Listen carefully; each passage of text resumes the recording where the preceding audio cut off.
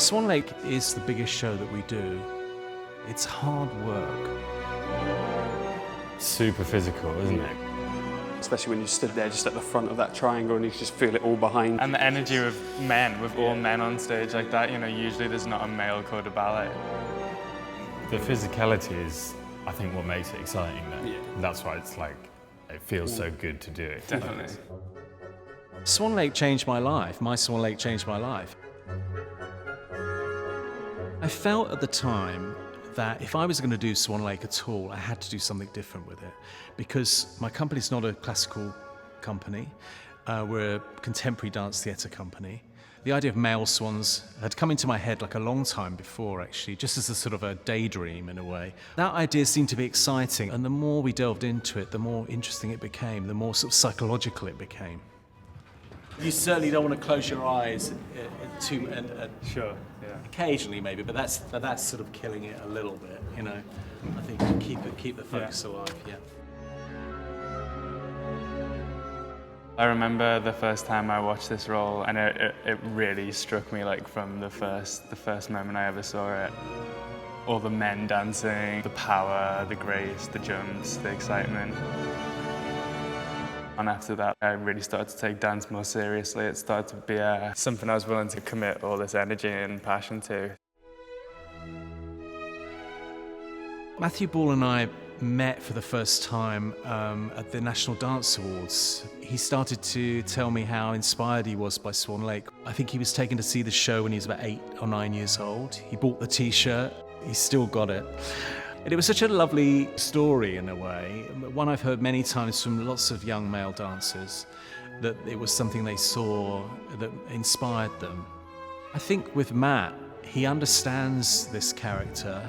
It's something that he's clicked into very easily. I said to him the other day, it looks like it's been made on you. Okay, I've got some notes. You're working together as a company, and don't underestimate how amazing that is, because you've only got together last week. I thought it might be quite difficult to approach this work having gone down a more classical route. But my training with the Royal Ballet has equipped me really well for a lot of various challenges. I'm from a musical theatre background, so for me it's completely different, do you know what I mean, to mix the contemporary and the ballet together. And then with the musical theatre, for me, I feel like the acting side sort of comes a bit more naturally to me. It's kind of the perfect blend for me. I always really wanted to do this particular role. It was the first Matthew Bourne that I saw. So yeah, it means a lot. It's almost like you feel like you've made it. For the men in this show, they need to have an enormous amount of charisma.